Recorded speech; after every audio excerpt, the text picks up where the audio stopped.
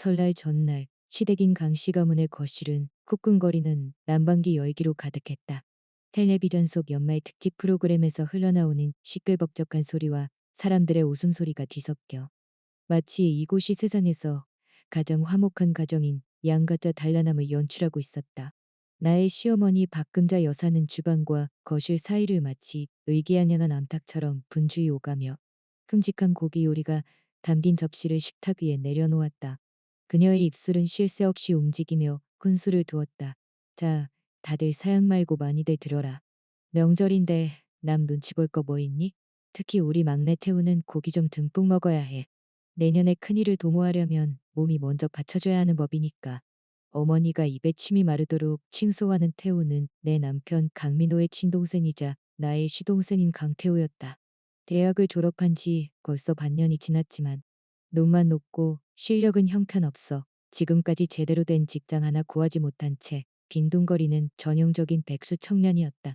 그런 그가 지금 식탁의 상석을 떡하니 차지하고 앉아 한 손으로는 스마트폰을 만지작거리며 시어머니가 제 대접에 놔준 가장 큼직한 닭다리를 입 주위에 기름을 잔뜩 묻혀가며 뜯고 있었다.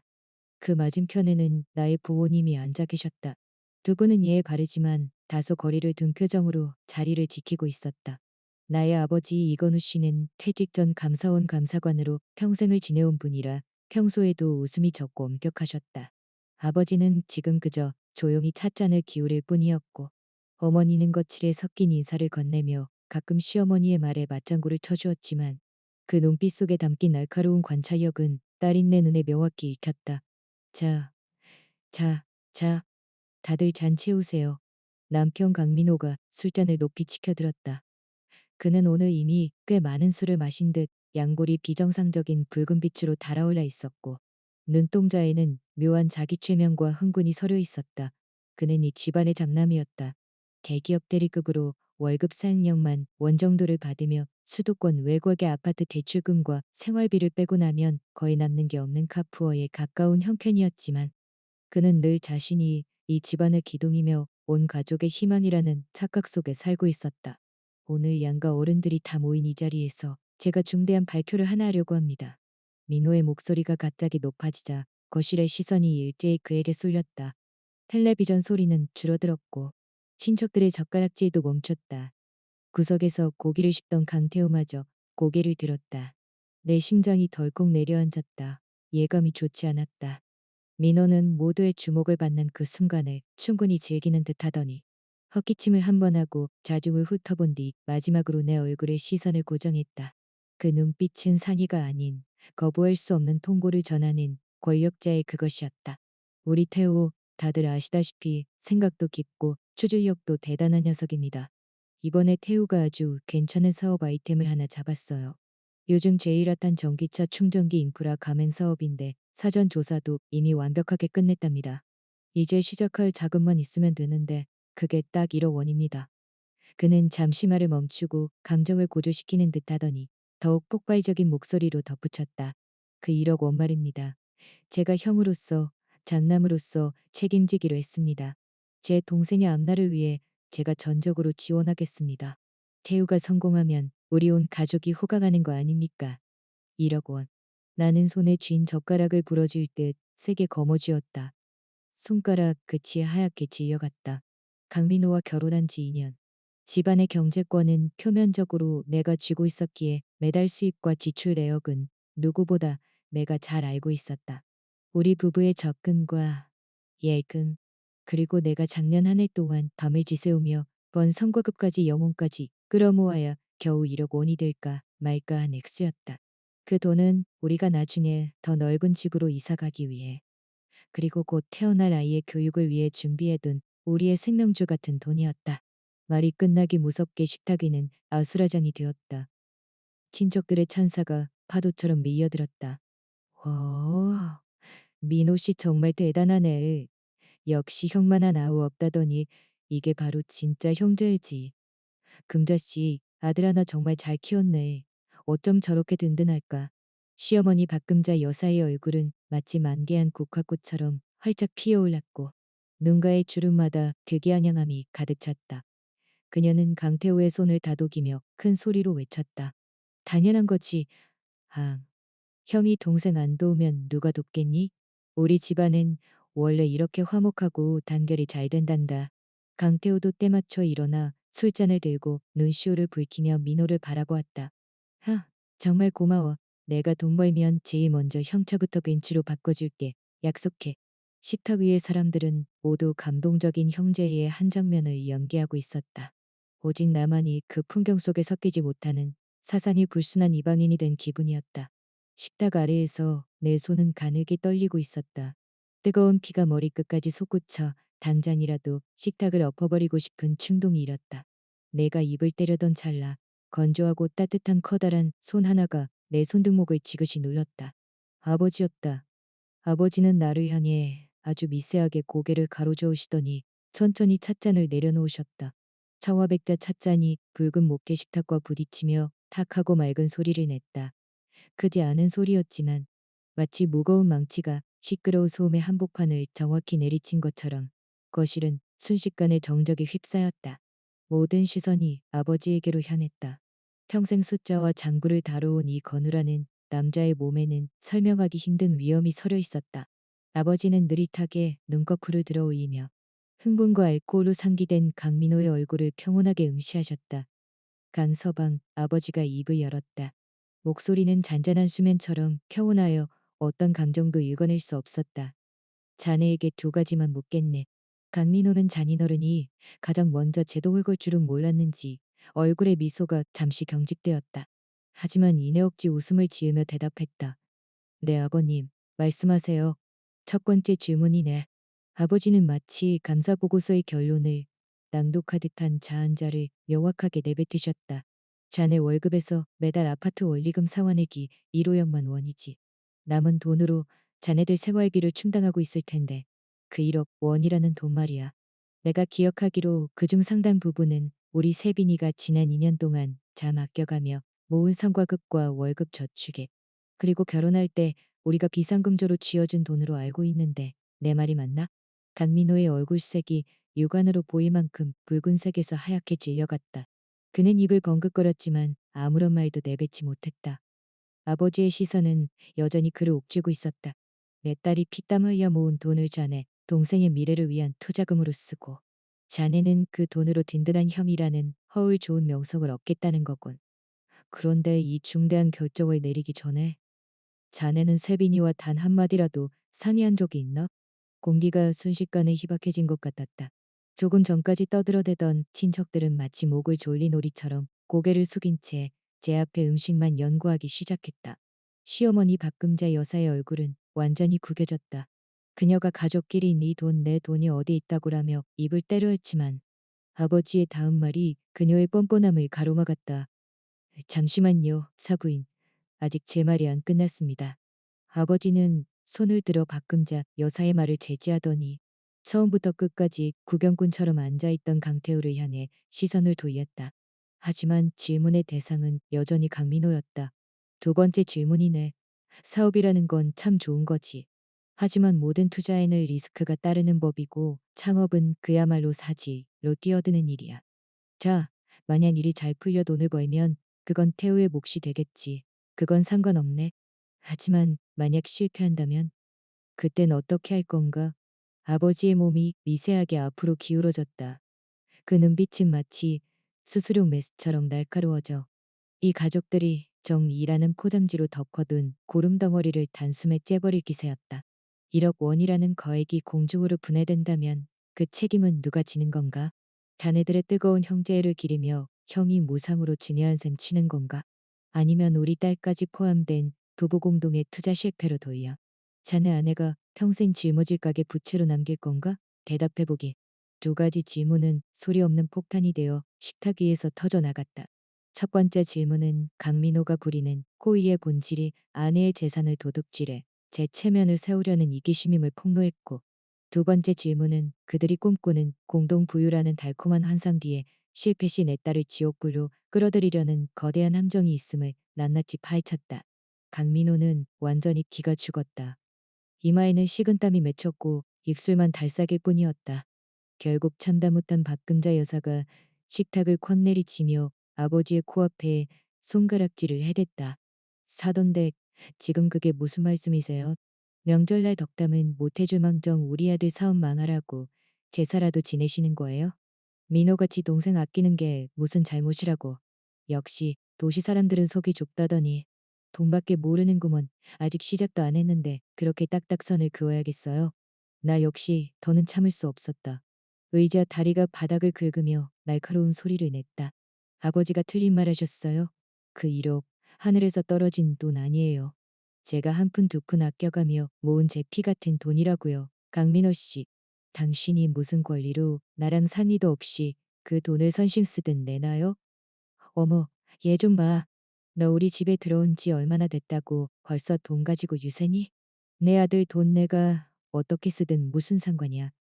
박금자 여사가 소리를 지르며 난동을 부리기 시작했다. 그건 민호 씨 개인 돈이 아니라 우리 부부의 공동 재산이라고요. 내 몸이 분노로 부들부들 딸렸다. 그만. 아버지가 낮게 소리쳤다. 아버지의 안색은 얼음장처럼 차가웠다. 오늘 이 제사는 더는 지낼 의미가 없겠구나. 세빈아, 네 엄마랑 짐 챙겨라. 집에 가자. 말을 마친 아버지는 강씨 집안 사람들을 쳐다보지도 않고 외투를 집어 드셨다. 나 역시 의자를 밀치고 일어났다. 이세빈, 너 지금 가면 정말 끝이야. 강민호가 내 손목을 거칠게 낚아챘다. 그의 소나기 힘에 비명이 나올 정도로 아팠다. 분노와 수치심으로 일그러진 그의 얼굴을 보며 나는 이 남자가 얼마나 낯설고 가증스러운지 새삼 깨달았다. 강민호, 나는 한자 한자 힘주어 내뱉었다. 내 목소리는 스스로도 놀랄 만큼 차가웠다. 당신이 사람들 앞에서 내 돈으로 생색내며 동생 앞길 닦아주겠다고 선언한 그 순간 우리 관계는 이미 끝났어. 나는 그의 손을 거칠게 뿌리치고 부모님을 따라 숨막히는 그 집을 빠져나왔다.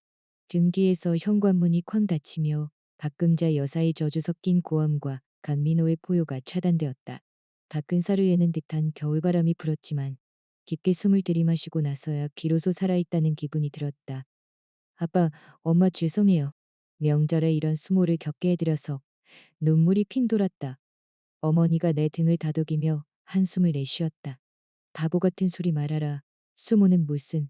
차라리 오늘 다 드러나서 다행이다. 아니었으면 나중에 얼마나 더 속을 끓였겠니. 앞장서갔던 아버지가 돌아서서 나를 바라보셨다. 그 눈빛은 감사관 시절의 엄격함이 서려 있었다. 세빈아, 지금 당장 집으로 가서 컴퓨터 켜라. 부부 공동 계좌부터 확인해. 그 한마디에 내 온몸이 얼어붙었다. 그 돈 이미 그 자리에 없을지도 모른다. 아버지가 던진 그 한마디는 머리 위로 얼음물을 끼얹은 듯한 충격을 안겨주었다. 눈앞이 순식간에 맑아지며 강민호라는 남자의 본질이 적나라하게 보이기 시작했다. 허영심이 강하고 귀가 얇은 성격. 그리고 독불장군처럼 제멋대로인 시어머니 박근자 여사의 방식이 떠올랐다. 아까 식탁에서 벌인 그 호기로운 선언은 결코 내 의견을 묻는 자리가 아니었다. 그것은 이미 저질러진 일을 통보하는 절차에 불과했다. 본인들끼리 완벽하게 설계한 뻔뻔하게 짝이 없는 통보식 의식이었던 것이다. 집으로 돌아오는 차 안에서 나는 뒷좌석에 앉아 단 한마디도 내뱉지 못했다. 머릿속은 수만 가지 생각으로 엉망진창이 되었다. 그 1억 원은 내가 직장 생활 5년 동안 먹을 거 안 먹고 입을 거 안 입으며 수많은 보고서와 밤샘 프로젝트를 견뎌내며 한 푼 한 푼 모은 피땀 어린 결실이었다. 만기가 다가오는 정기예금 통장을 보며 나는 조만간 인천의 괜찮은 학군지에 우리만의 진짜 보금자리를 마련할 수 있으리라는 꿈에 부풀어 있었다. 하지만 그 소박한 꿈은 시작되기도 전에 산산조각이 나버렸다. 차가 결혼 전 부모님이 마련해 주신 내 명의의 작은 오피스텔 앞에 멈춰섰다. 비록 크지는 않았지만 이 도시에서 내가 가진 마지막 자존심이자 유일한 퇴로였다. 나는 떨리는 손가락으로 도어로 비밀번호를 누르고 서재로 뛰어들어가 노트북을 켰다. 부모님은 내 뒤를 조용히 따라 들어오셨다. 어머니는 따뜻한 물 한 잔을 내미셨고 아버지는 안경 너머로 차분한 눈빛을 유지하며 내 등 뒤에 서 계셨다. 인터넷 뱅킹 로딩 화면이 그 어느 때보다 느리게 느껴졌다. 마침내 계좌 잔액 페이지가 뜨는 순간 내 심장은 바닥으로 곤두박질 쳤다. 원래라면 1억 원이 선명하게 찍혀 있어야 할 정기예금 항목에는 잔인한 숫자 0만이 적혀 있었다. 거래 명세서를 확인하자 사흘 전의 이체 기록이 칼날처럼 내 눈을 찔렀다. 이영익 스년 1월 21일 1432 타인이체 1억 원. 수취인 강태우. 사흘 전이었다. 그들은 이미 돈을 빼돌린 상태였다. 오늘 저녁에 그 요란했던 발표는 나를 철저히 기만하기 위해 짜인 한 편의 연극이었다. 허점투성이인 주제에 자신들이 천재라도 된 양날을 오롱한 그들의 잔인함에 분노가 화산처럼 치밀어 올랐다. 나는 노트북을 거칠게 닫았다. 적막한 방 안에 육중한 소리가 울려 퍼졌다. 어떻게 됐느냐? 아버지가 이미 예상했다는 듯 평온한 목소리로 물으셨다. 돈 없어요. 나는 이 사이로 간신히 말을 내뱉었다. 목소리가 심하게 갈라졌다. 4일 전에 강민호가 강태호한테 다 보냈대요. 어머니는 숨을 들이키며 입술을 파르르 떠셨다. 이건 강도질이나 다름없다. 부부 공동 재산을 빼돌리다니. 세빈아, 이건 무조건 이혼이다. 이런 집구석에 더는 못 있는다. 그때였다. 현관 초인종이 요란하게 울리기 시작하더니 강민호가 주먹으로 문을 쾅쾅 두드리는 소리가 들려왔다. 이세빈, 문 열어. 당장 나와서 똑바로 말해봐. 그 많은 친척 앞에서 나를 망신주다니 제정신이야? 아버지는 나를 제지하며 직접 문 가까이 다가가 엄중하게 말씀하셨다. 강서방, 여기는 내 딸의 개인 주거지네. 계속 소란을 피우면 즉시 경찰에 신고하겠네. 문 밖의 소음이 잠시 잦아드는가 싶더니 이내 울먹이는 목소리로 애원하기 시작했다. 아버님, 세빈이랑 대화하게 해주세요. 오해가 있습니다. 대화는 내일 전에 집에서 하게. 세빈이는 쉬어야 하네. 아버지는 단호하게 상황을 종결시킨 뒤 전화를 차단하셨다. 내 휴대폰으로 강민호의 전화가 빗발쳤지만 나는 무음으로 돌려버렸다. 얼마 후 카카오톡으로 장문의 메시지가 도착했다. 세빈아, 제발 내 말 좀 들어봐. 그 사업 기회가 정말 급했어. 투자사 쪽에서 독촉이 심해서 하루만 늦어도 사업권이 날아갈 판이었단 말이야. 오늘 저녁 먹으면서 잘 설명하려고 했는데 장인어른이 먼저 화를 내시는 바람에 분위기가 그렇게 된 거잖아. 돈은 이미 태우한테 보냈어. 내 친동생인데 내가 어떻게 모른 척해? 우리 이제 그만 좀 따지자. 응? 가족끼리 네 건 내 것이 어디 있어. 태우가 돈 벌면 이자까지 져서 다 갚는데. 그때 우리 바로 한남동 빌라로 이사 가자. 흑백을 뒤바꾸고 본질을 흐리는 뻔뻔한 메시지에 허스음이 나왔다. 모든 책임을 우리 아버지 탓으로 돌리고 명백한 횡령을 상의할 시간이 부족했다는 말로 포장하며 마지막에는 빌라이사라는 황당한 미끼까지 던지고 있었다. 그는 내가 여전히 연애 시절 달콤한 말 몇 마디에 속아 넘어가던 어린 소녀라고 생각하는 모양이었다. 나는 답장을 보내는 대신 차갑게 가라앉았다. 분노는 아무것도 해결해 주지 못한다.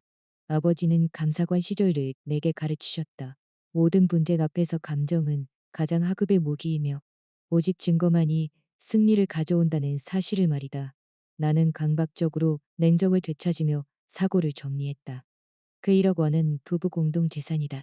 내 동의 없이 강태호에게 넘긴 행위는 법적으로 모욕가 될 가능성이 컸다. 단한 청구 소송을 할 수도 있겠지만 시간과 노력이 많이 드는 싸움이었다. 그보다 더 확실하고 강력한 증거가 필요했다. 그들이 조직적으로 공모했다는 명확한 증거 말이다. 아빠, 이 돈이 정확히 어디로 쓰였는지 알아야겠어요. 내가 아버지를 바라보며 말하자. 아버지의 눈에 만족스러운 빛이 감돌았다. 맞다. 창업이라고는 하지만 사회 경험도 없는 애송이가 1억이라는 돈을 어디에 쓰겠니? 분명히 구린 구석이 있을 게다. 어떻게 조사하느냐는 내 질문에 아버지는 전곡을 찔렀다. 강태호를 파헤쳐라. 수입도 없는 놈이 거액을 챙겼으니 분명 흔적이 남았을 거다. SNS든 지출 기록이든 아니면 그 허영심 많다던 여자친구든 말이야. 강태호의 여자친구 소희가 떠올랐다.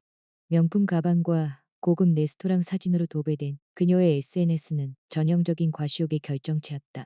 강태호의 SNS는 조용했지만 소희의 계정은 3일 전 게시물까지만 공개되어 있어 가치 있는 정보를 찾기 어려웠다. 그때 모르는 번호로 전화가 걸려왔다. 나는 주저하다 전화를 받았고 스피커폰으로 돌렸다. 형수님, 우리 형한테 너무 화내지 마세요. 형도 다 저 잘 되라고 그런 건데. 강태호의 조심스러운 목소리였다. 강태호 씨, 그 1억 민호 씨가 먼저 준 거예요. 아니면 본인이 달라고 한 거예요? 내가 차갑게 묻자 침묵이 흘렀다. 그냥 제 사업 아이디어 좀 말했더니 형이 지지해 준 거죠. 그 사업 아이디어라는 게 뭔지 설명해 봐요. 그게 전기차 충전기 사업인데요. 대학 동창 집안이 이쪽이랑 연줄이 있어서 좋은 자리를 선점할 수 있거든요. 무조건 수익 나는 구조예요. 그래요? 그 동창 이름이 뭐고 회사는 어디죠? 내가 내일 직접 상담받으러 가볼게요. 내가 몰아붙이자 강태우는 말을 더듬기 시작했다. 형수님 이건 영업 비밀이라 함부로 말할 수 없어요. 아무튼 걱정 마세요. 나중에 다 갚을 거니까 형이랑 싸우지 마시고요. 앞뒤가 안 맞는 변명에 나는 확신했다. 창업은 그저 허울 좋은 핑계에 불과하다는 것을. 그때 내 휴대폰으로 카드 결제 알림 문자가 도착했다. 남편 강민호에게 주유비나 식비 정도로 쓰라고 만들어준 법인 카드 기반의 가족 카드였다. 문자를 확인한 내 눈동자가 심하게 흔들렸다. XX은행 124-261호 강호님 강남 XX 아우디 대리점 400만 원 결제 완료. 사십년만 원. 순간 지난주 강태호가 낡은 중고차를 몰고 왔을 때 여자친구 소희가 아우디 A3가 여자들이 몰기 딱 좋은 데라며 투덜대던 장면이 스쳤다. 그때 시어머니가 우리 태우 성공하면 한 대 뽑아주마라고 웃으며 답하던 모습도 생생했다. 창업 자금이라던 1억 원은 결국 자동차 구매 자금이었고 내 카드로 차량 예약금까지 결제한 것이었다. 내가 문자를 보여주자 아버지의 안색이 완전히 굳어졌다. 아버지는 즉시 누군가에게 전화를 거셨다. 이 서기관이네. 나 이건우야. 차 한 대만 조회해주게. 최근 사흘 내에 강남 아우디 매장에서 강태우나 박소희 명의로 아우디 A3 계약한 건이 있는지 좀 봐줘. 감사원에서 평생을 보낸 아버지의 인맥은 정확했다. 10분도 되지 않아 답신이 왔다. 전화를 끊은 아버지가 나를 보며 한자 한자 힘주어 말씀하셨다. 화이트 아우디 A3. 오늘 오후에 계약금 40억만 원 입금됐단다. 계약자 명은 강태호. 증거는 완벽했다. 나는 강민호와의 대화창을 열어 카드 결제 문자 캡처본과 아버지가 알아낸 계약 정보를 전송했다. 그리고 단 한마디를 덧붙였다. 우리 법정에서 봐. 그 이후 강민호 측에서는 어떤 답장도 오지 않았다. 아마 지금쯤 온 가족이 모여 이 갑작스러운 반란에 대응하기 위해 긴급회의를 열고 있을 터였다. 설날 당일 부모님은 내가 혼자 앓을까봐 강제로 본가로 데려가셨다. 하루 종일 휴대폰을 무음으로 해두었다. 시댁의 가식적인 새에 인사나 변명을 볼 기력조차 없었다. 오직 다음 행보를 기획하는 데만 집중했다. 이혼은 기정사실이다. 하지만 결코 곱게 보내줄 생각은 없었다. 그 1억 원은 내 특유 재산이 포함된 공동자산이니 한 푼도 빠짐없이 돌려받아야 했다. 또한 악의적인 재산은니 케니에 대해 징벌적 분할을 요구할 것이고 내 카드로 긁은 30만 원 역시 그의 단독 채무로 확정지을 것이다. 나는 종이에 하나하나 행동 지침을 적어 내려갔다. 논리는 명확했고 목표는 뚜렷했다. 아버지가 흐뭇하게 고개를 끄덕이셨다. 그래 세빈아. 여자가 감정에 올 수는 있어도 이익 앞에서는 절대로 흐려져선 안 된다. 너는 재무 전문가 아니냐. 지금부터 너의 결혼 생활을 파산 직전의 프로젝트라고 생각하고 철저히 청산해라. 손실을 최소화하는 게 지금 네가 할 일이다. 아버지의 그 말씀은 나를 완전히 깨워주었다. 그렇다. 이것은 단순한 이별이 아니라 처절하고도 정교한 청산의 시작이었다. 설날 이튿날은 보통 친정 식구들과 시간을 보내는 날이었지만 강민호는 나타나지 않았고 전화 한 통 없었다. 오후가 되자 그도 슬슬 한계에 다다랐을 것이라 짐작할 무렵 모르는 지역번호로 전화가 걸려왔다. 이세빈, 너 아주 기어오르는구나. 명절날 이혼 소리에 법정 운운하며 시댁 망신을 줘? 네 체면은 물론이고 우리 집안 체면은 어쩔 거야. 전화를 받자마자 박금자 여사의 날카롭고 표독스러운 목소리가 고막을 찔렀다.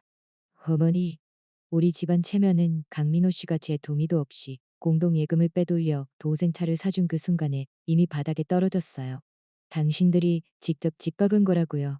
내 목소리는 미동도 없이 차가웠다. 뭐? 이 독한 약. 우리 태우가 차 좀 사는 게 어때서? 앞뒤 구만구만한 애가 번듯한 차 한 대는 있어야 나가서 사업도 하고 대접도 받지. 이게 다 우리 집안 잘 되자고 하는 일인데 너는 왜 그렇게 속이 좁아 터졌니?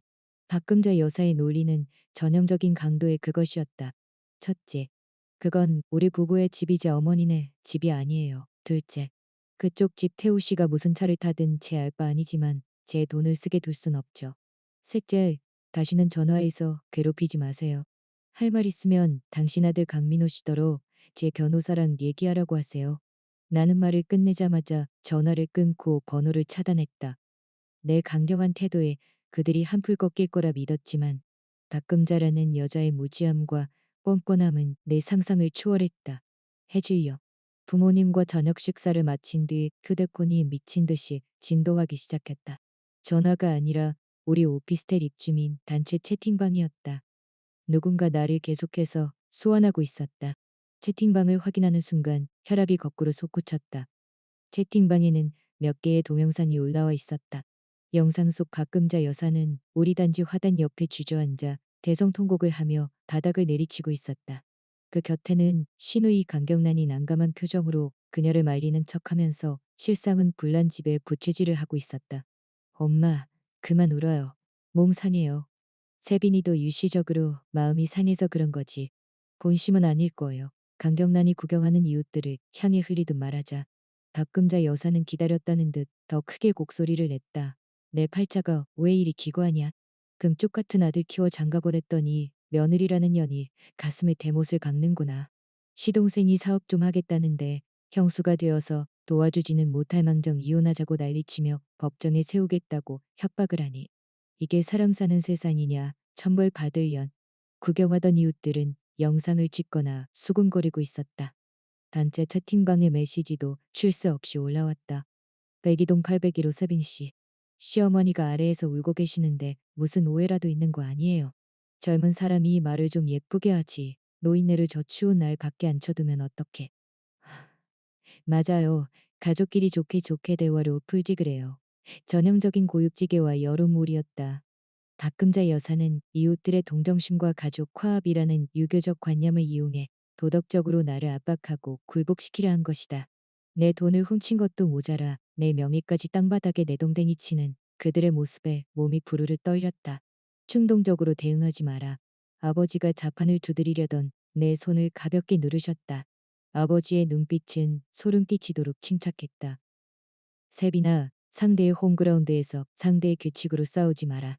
아래로 내려가서 같이 싸우는 건 네가 악질 며느리라는 것만 증명해주는 꼴이야. 네 손에 쥐고 있는 게 뭔지 생각해보렴. 순간 머릿속에 번뜩이는 영감이 스쳤다. 내 손에는 증거가 있었다. 나는 갤러리에서 아우디 매장의 카드 결제 문자 캡처본을 꺼냈다. 그리고 인터넷에서 검색한 아우디 A3의 공식 가격표 이미지도 준비했다. 가격표에는 출시가사 정신력만 원대부터라는 문구가 선명했다. 나는 아무런 사족 없이 이 두 장의 사진을 입주민 채팅방에 투척했다. 그리고 차분하게 자판을 누르기 시작했다. 안녕하세요. 801호 이세빈입니다. 제 개인적인 가정사로 불편을 끼쳐드려 진심으로 사과드립니다. 아래에 계신 분은 제 시어머니가 맞습니다. 어머니께서 울고 계신 이유는 제가 남편의 남동생 즉 제 시동생에게 창업 자금을 주는 것을 반대했기 때문입니다. 그 창업 자금이란 저와 남편의 전 재산인 1억 원입니다.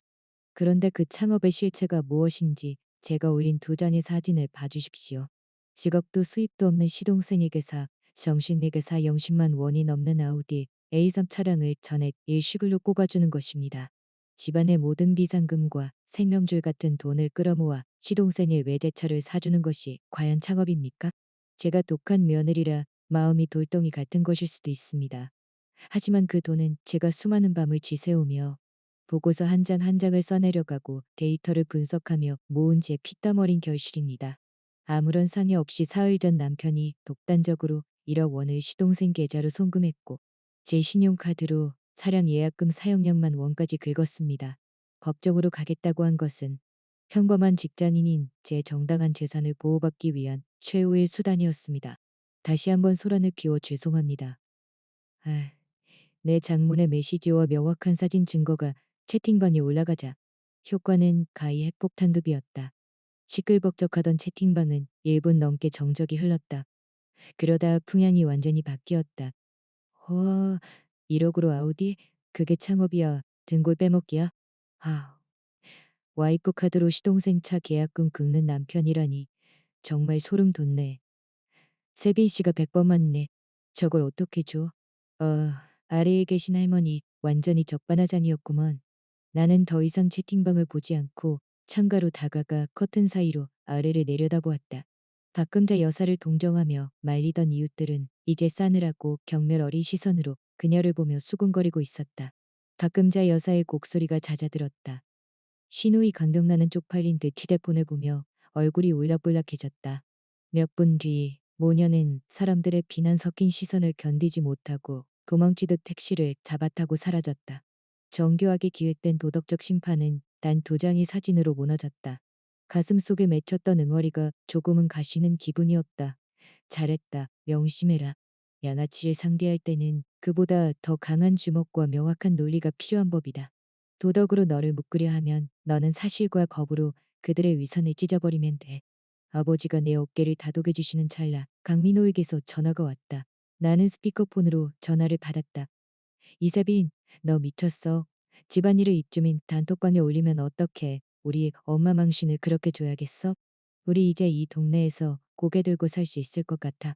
그의 목소리는 극도의 분노와 수치심으로 가득 차 있었다. 당신 어머니가 우리 집 앞에서 내가 독한 년이라고 온 동네방네 소리칠 때는 뒷감당 생각 안 하셨나 보지? 강민호, 체면 온운하지 마. 당신들한테 그럴 체면이 남아있긴 해. 나는 냉소적으로 대꾸했다. 이제 돈 얘기만 하자고. 이사 시간 준다. 강태우 시켜서 그 1억 원 우리 계좌로 돌려놔. 안 그러면 내일 오전 9시 정각에 내 변호사가 법원에 소장 접수할 거야. 그때는 단순히 돈 돌려받는 걸로 안 끝나. 부부 공동 재산 횡령과 은닉이 이혼 재산 분할에서 어떤 결과를 가져오는지 똑똑히 알게 해줄게.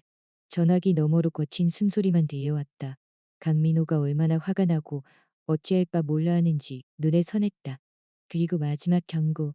내 카드로 긁은 40억만 원 예약금은 당신 동생에게 준 당신의 개인적인 증여로 간주할 거야.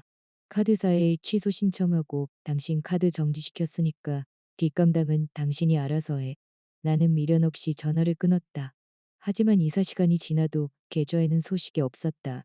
강민호는 내 경고를 허세라고 믿었거나 아니면 박금자 여사가 절대로 돈을 줄 수 없다고 거쳤을 터였다. 그들은 침묵으로 일관하며 시간이 지나면 내가 수그러들 것이라 낙관하는 모양이었지만 내 결심은 더 단단해졌다. 나는 즉시 지인에게 소개받은 가사 전문 변호사를 찾아갔다. 변호사는 내 증거들을 검토하더니 매우 확신에 찬 어조로 말했다. 이세빈 씨, 걱정 마십시오. 배우자의 동의 없이 부부 공동 재산을 임의로 처분한 행위는 명백히 무효입니다. 더구나 악의적인 재산 은닉 증거까지 명확하니 이혼 소송에서 매우 유리한 고지를 점할 수 있습니다. 모든 서류 준비를 마치고 오피스텔로 잠시 짐을 챙기러 갔다. 집안은 강민호가 어질러 놓은 흔적으로 가득했다. 옷가지를 챙겨 나오려던 찰나 거실 테이블 위에 놓인 그의 차 키가 보였다. 문득 한 가지 생각이 뇌리를 스쳤다. 블랙박스. 강민호의 차에는 전후방 상시 녹화가 가능한 고화질 블랙박스가 설치되어 있었다. 그들이 설날 전 사흘 동안 차 안에서 모의했을 가능성이 컸다. 시어머니 댁까지 왕복일 시간거리니 중요한 대화는 분명 차 안에서 오갔을 것이다. 나는 지하 주차장으로 내려가 블랙박스의 SD 카드를 확보했다. 서재로 돌아와 컴퓨터에 카드를 꽂는 내 손끝이 떨렸다. 그리고 사흘 전, 즉 강민호가 시댁에서 돌아오던 날의 영상을 찾아냈다. 민호야, 돈은 제대로 다 보냈니? 문제 없지? 1억 원 딱 맞춰서 태우 계좌로 쐈어요. 강민호의 목소리에는 특이한 묻어 있었다. 그럼 됐다. 그 이세빈인지 뭔지 아는 계집애가 알면 난리치겠지만 지가 어쩌겠니. 자네 장인이 원체 깐깐해서 미리 알았으면 큰일 날 뻔했다. 이어지는 대화는 더욱 가관이었다. 엄마, 근데 세빈이가 정말 눈치채고 이혼하자고 하면 어쩌죠? 걔가 감히? 겁내지 마라. 여자아이들은 좀 달래면 다 풀려. 게다가 걔 나이가 30인데 이혼하면 중고품 취급받을 텐데 누굴 만나겠니? 조금만 버텨서 애만 들어서 봐라. 자식 생기면 마음 약해져서 못 도망가. 그 1억 원은 그냥 우리 장손 낳아준 축하금 미리 받은 셈 치면 되는 거야. 허허허. 역시 우리 엄마가 최고네요. 녹음된 음성을 들으며 나는 온몸에 피가 식는 기분을 느꼈다. 나는 그가 그저 귀가 얇고 모자란 사람인 줄 알았다. 하지만 아니었다. 그는 처음부터 끝까지 나를 철저히 계산하고 속여온 가해자였다. 애만 생기면 못 도망간다. 는 그들의 끔찍한 모의에 진저리가 쳐졌다. 나는 그 녹취 파일을 세벌 복사해 클라우드와 암호화된 USB에 저장했다. 이것은 단순한 금전 분쟁을 넘어 그들이 조직적으로 내 재산을 편취하고 인생을 갈갈이 찢으려 했다는 결정적 증거였다.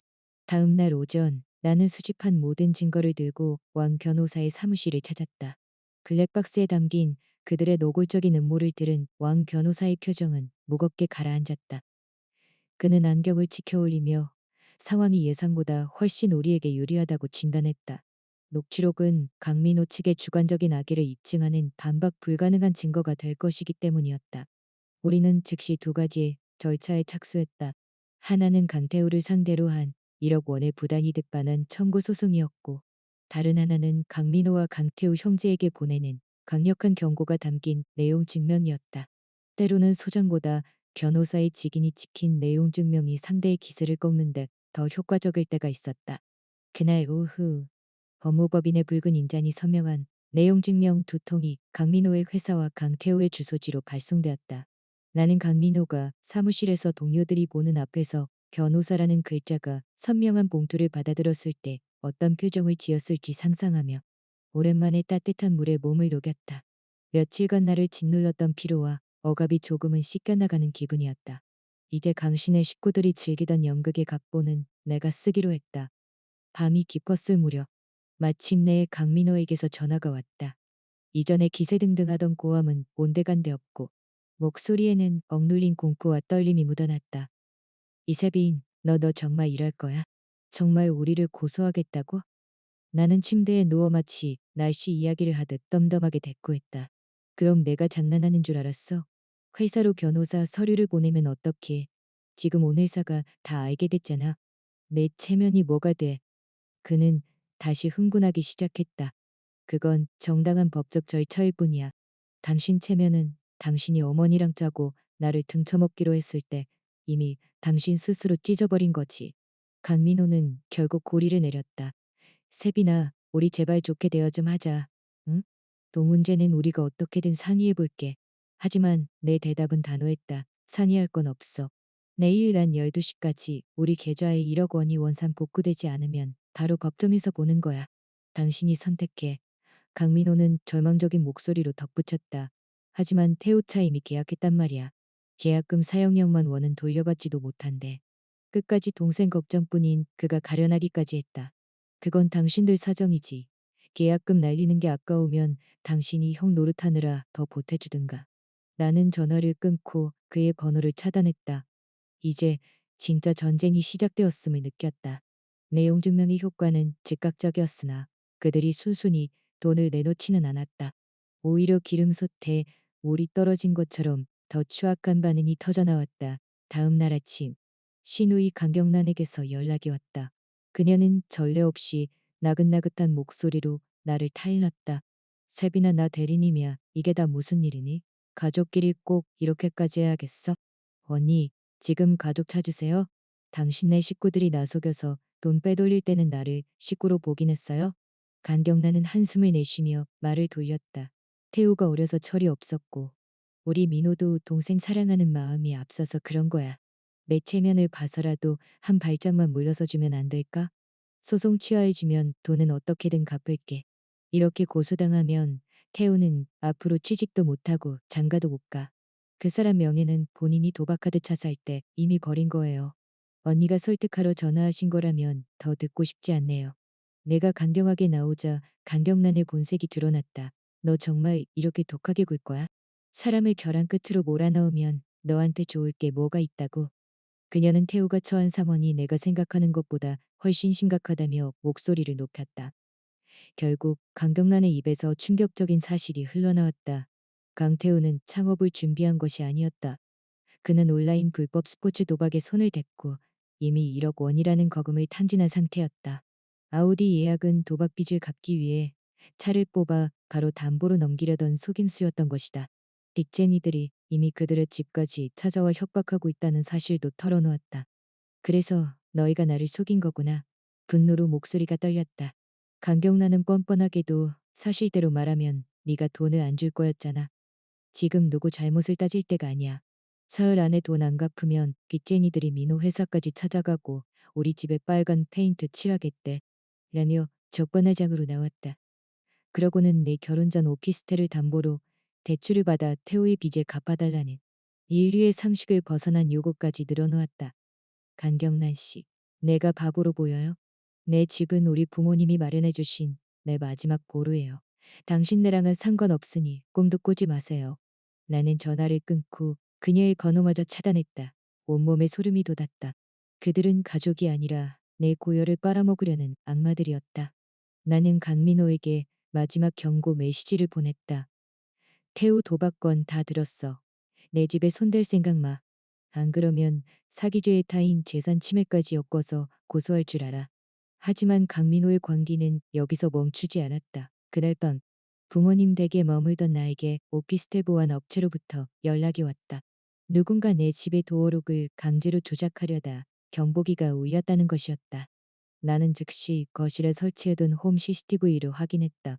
화면 속에는 강민호가 비열한 표정으로 드라이버와 철사를 들고 내 집 문을 따려 낑낑대고 있었다.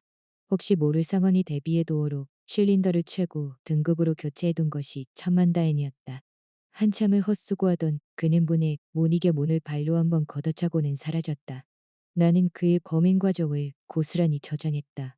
다음 날 나는 오피스텔로 돌아가지 않고 회사 근처 호텔에 짐을 풀었다. 그리고 그 CCTV 영상을 왕 변호사와 강민호에게 동시에 보냈다. 강민호 측에서는 다시 침묵이 흘렀다. 사건은 며칠 뒤 엉뚱한 곳에서 터졌다. 강민호의 동료로부터 회사 로비에 검은 양복을 입은 사채업자들이 들이닥쳤다는 소식이 들려왔다. 그들은 강민호, 가족 사기단과 결탁해 빗대먹고 도망이라는 자극적인 현수막을 내걸고 대기실을 점령했다. 리더로 보이는 남자는 확성기까지 동원해 강민호의 이름을 부르며 아내 돈까지 훔쳐 동생 도박 빚을 갚은 사실을 폭로하겠다고 소리를 질러댔다. 강민호는 사무실에 숨어 나오지 못했고 분노한 팀장에게 한참을 깨진 끝에 사실상 해고 통보를 받았다. 그가 그토록 소중히 여기던 사회적 지위와 체면이 단번에 무너져 내린 것이다. 그날 오후 강민호가 새로운 번호로 전화를 걸어왔다. 목소리에는 이제 분노조차 남지 않은 잿빛 절망만이 가득했다. 이세빈, 너 이제 만족하니? 나는 허수음을 터뜨렸다. 강민호 씨, 제정신이야? 빚쟁이를 부른 건 당신 동생이고 직장에서 잘린 건 당신이 자초한 일이야. 이걸 왜 내 탓으로 돌려? 아, 이혼? 그래 해. 하지만 내 몫은 챙겨야겠어. 네 오피스텔. 결혼 기간 동안 집값이 얼마나 올랐는데 그 증여분 반은 내 거야. 그리고 그 1억. 우리 공동 채무로 올려서 너도 반은 책임져. 막다른 길에 몰린 쥐처럼 그는 추악한 본색을 드러냈다. 나는 차가운 정적 끝에 토했다. 당신, 내가 가진 문따는 영상이랑 블랙박스 녹취록 잊었어? 재산은 이게 절도 미수까지 저지른 남편한테 판사가 얼마나 관대할 것 같아? 강민호는 대답하지 못했다. 나는 마지막 경고를 던지고 전화를 끊었다. 다음 대화는 법정에서 하자고. 당신 내보다 똑똑한 변호사나 구해와. 결혼 생활이라는 긴 열병이 끝나가는 것을 느끼며 나는 텅 빈 오피스텔로 돌아가 우리 인연의 모든 가계부를 정리하기 시작했다. 재무 전문가인 나의 능력을 발휘해 이 결혼이 얼마나 철저한 정리 빈곤구제였는지 숫자로 증명할 준비를 마쳤다. 결혼 생활이라는 긴 열병은 나를 지치게 했지만 이제 비로소 퇴열의 순간이 다가오고 있었다. 퇴근 후 나는 호텔이 아닌 우리 부부의 오피스텔로 향했다. 마지막으로 내 물건들을 챙기고 과거의 삶과 작별하기 위해서였다. 집안은 엉망이었다.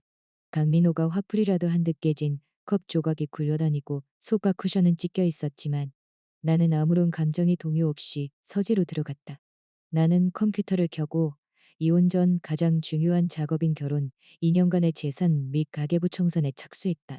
재무 전문가로서 나는 가족의 미래를 위해 모든 지출을 엑셀에 상세히 기록해 두었었다. 이제 그 기록은 법정에서 나를 지켜줄 가장 강력한 무기가 될 터였다. 담을 지새우며 정리한 보고서는 참혹했다. 나의 2년 총수입은 성과급을 포함해 약 1억 2천만 원이었고 강민호는 약 6, 10명만 원이었다. 하지만 가계 실상을 들여다보니 아파트 대출 상환금과 공과금, 식비 등 가계 공동 지출의 90% 이상을 내가 부담하고 있었다. 반면 강민호는 자신의 수입 대부분을 유흥비와 자신의 원가족, 특히 시어머니 박금자 여사와 동생 강태우에게 쏟아붓고 있었다. 그는 우리 가게에 기여하기는커녕 오히려 내 수입으로 자신의 부족분을 메꾸며 살고 있었던 것이다. 나는 이 정밀한 분석 보고서를 변호사에게 전송하고 강민호에게는 마지막 메시지와 함께 차단 버튼을 눌렀다. 며칠 뒤 사건은 예상치 못한 방향으로 흘러갔다. 경찰청 기능범죄수사대에서 연락이 온 것이다. 강태호가 연루된 사업은 단순한 투자가 아니라 대지 도살장 셔주판이라 불리는 대규모 투자 사기극의 일환이었다. 강민호가 빼돌린 1억 원은 그 사기 조직의 운영 자금으로 흘러들어갔다. 나는 즉시 경찰에 출두해 내가 수집한 모든 증거이체 기록, 블랙박스 녹취록, 내용 증명을 제출하며 나 자신을 이 가증스러운 가족 사기단으로부터 철저히 분리했다. 이후의 전개는 신속했다. 강태우는 형사 구속되었고 그가 사려던 아우디 차량을 포함한 모든 자산은 동결되었다. 시어머니 박금자 여사는 내 회사까지 찾아와 무릎을 꿇고 태우를 살려달라며 빌다가 내가 거절하자 본색을 드러내며 저주를 퍼부었지만 나는 차갑게 그를 쫓아냈다. 강민호는 위자료를 주지 않으려 나를 상대로 혼인, 내 부정행위라는 허위사실로 반소를 제기했으나 내가 제출한 업무 메일과 블랙박스 영상 앞에 그의 파렴치한 시도는 힘없이 무너졌다. 법정의 판결은 단호했다. 판사는 강민호의 악의적인 재산 은닉과 유기, 명예훼손 죄를 인정하여 이혼을 선고함과 동시에 모든 공동 재산을 나에게 배당했다. 강민호는 빈손으로 쫓겨나게 되었을 뿐만 아니라 나에게 추가로 5억 정량만 원의 배상금을 지불하라는 판결을 받았다. 법정 문을 나설 때 내리는 빗줄기는 차가웠지만 내 마음은 그 어느 때보다 맑았다. 그 후 2년의 시간이 흘렀다. 나는 해외 인수합병 프로젝트를 성공시키며 그룹 최연소 재무이사로 승진했다. 어느 눈 내리는 겨울날 친구 민지로부터 강씨 집안의 소식을 들었다.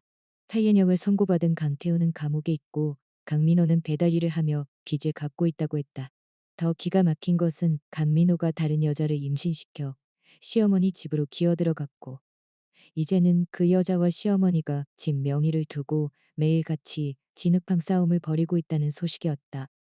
거래처 미팅을 위해 들어간 카페 창밖으로 파란색 배달복을 입고 눈을 맞으며 바삐 움직이는 남자가 보였다. 한때 내가 사랑했던 남자 강민호였다. 나는 고개를 돌려 그를 외면했다.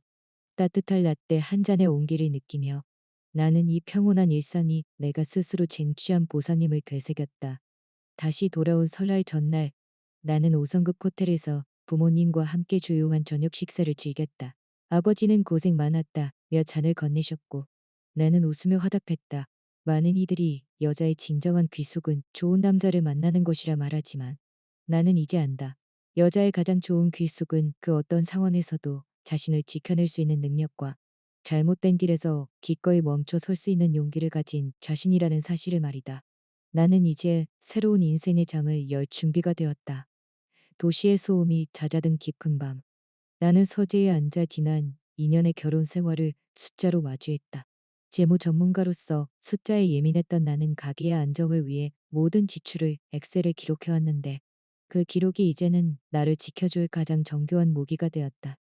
2년 동안 나의 세후 월급은 50여만 원이었고 성과급을 합쳐 총 1억 5천만 원 이상을 벌어들인 반면 강민호의 수입은 월 3~5여만 원 남짓에 불과했다. 더욱 충격적인 것은 지출 내역이었다. 아파트 대출 원리금 1~5억만 원은 매달 내 급여 계좌에서 자동 이체되었고 관리비와 각종 공과금, 식비조차 대부분 내가 부담하고 있었다. 강민호의 지출은 가관이었다. 그는 매달 어머니 박금자 여사에게 생활비 명목으로 단 20만 원씩 꼬박꼬박 송금했고 동생 강태호에게는 수시로 용돈과 학원비, 심지어 중고차 수리비까지 내주며 2년 동안 5천만 원이 넘는 돈을 원가족에게 쏟아붓고 있었다. 정작 우리 부부의 적금 1억 원은 내가 밤을 새워가며 아껴 모은 돈이었고 강민호는 이 집에 얹혀 살며 제 식구들의 뒤치다꺼리만 해온 정밀 빈곤고제 대상자였을 뿐이었다. 나는 이 모든 데이터를 취합해 강민호 이세빈 혼인 내 재산 유출 분석 보고서라는 제목의 PDF 파일을 만들었다. 그리고 그에게 내일 짐을 싸서 나갈 테니 이 집에서 당신도 당장 나가라. 아니면 무단 침입으로 신고하겠다라는 마지막 메시지와 함께 보고서를 전송하고 차단했다. 짐을 챙겨 본가로 들어온 지 며칠 지나지 않아 생각지도 못한 곳에서 연락이 왔다. 서울시경 지능범죄수사대였다. 강태우가 연루된 사업이 단순한 투자가 아니라 노인들의 노후 자금을 가로채는 대규모 투자 사기 조직의 일환이라는 것이었다. 강민호가 빼돌린 1억 원은 그 사기 조직의 운영 자금으로 쓰였고 나는 졸지에 사기범의 가족으로 조사를 받아야 했다. 수사관은 강민호가 이 돈의 출처와 용도를 알고 있었는지를 집요하게 물었다. 나는 미리 준비해둔 블랙박스 녹취록과 내용 증명, 재산 분할 소장 등을 제출하며 그들과 나를 철저히 분리했다. 수사관은 미리 증거를 확보해 두신 덕분에 큰 화는 면하셨다라며 안도했다. 사건은 걷잡을 수 없이 커졌다. 강태우는 구속되었고 시어머니 박근자 여사는 우리 회사 로비까지 찾아와 바닥에 주저앉아 통곡했다. 세빈아, 너네 아버지가 힘 좀 써서 우리 태우 좀 꺼내줘라. 우리 집안의 기둥 아니냐. 나는 냉정하게 대꾸했다. 어머니 태우 씨가 훔친 건 내 돈뿐만 아니라 다른 사람들의 피눈물이에요. 법대로 하세요. 그러자 그녀는 다시 본색을 드러내며 이 독한 년, 너 때문에 우리 집안 풍비박산 났다. 라고 저주를 퍼부었지만 나는 보안 요원들을 시켜 그녀를 끌어내게 했다. 이혼 재판은 길고 지루했다. 강민호는 위자료를 주지 않으려 내가 외도를 했다거나 자신을 학대했다는 터무니없는 허위 사실을 주장하며 반소를 제기했다. 하지만 내가 제출한 강민호의 가혹 침입 시도 영상과 가계부 분석 보고서 때 판사의 눈빛은 싸늘하게 식어갔다. 판결은 명확했다. 강민호는 유책 배우자로서 재산 분할 권리를 상실했고 오히려 나에게 5천만 원의 위자료를 지급하라는 명령을 받았다. 걱정을 나오는 길. 등 뒤에서 강민호가 무너져 내리는 소리가 들렸지만 나는 뒤돌아보지 않았다. 2년 후 나는 그룹의 재무상무로 승진하며 인생의 새로운 정점에 섰다. 어느 눈 내리는 날 대학 친구로부터 강씨 일가의 근황을 전해들었다. 강태우는 징역 8년형을 선고받아 복역 중이고 강민호는 배달 일을 하며 빚을 갚고 있다는 소식이었다. 미팅을 위해 들어간 카페 창밖으로 익숙한 배달복 차림의 남자가 눈을 맞으며 바이크를 세우는 모습이 보였다. 한때 내가 모든 것을 걸고 사랑했던 남자였지만 이제는 그저 길가의 먼지처럼 아무런 감흥도 느껴지지 않았다.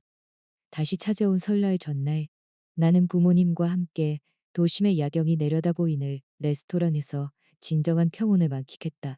아버지는 세빈아 고생 많았다. 스스로 늪에서 빠져나온 건 너의 용기였다라며 잔을 건네셨다. 나는 창밖으로 터져오르는 화려한 불꽃을 보며 깨달았다. 여자의 가장 완벽한 귀속은 좋은 남자가 아니라 어떤 폭풍우 속에서도 나 자신을 먹여 살릴 수 있는 능력과 잘못된 인연을 단칼에 끊어낼 수 있는 차가운 이성이라는 것을 말이다.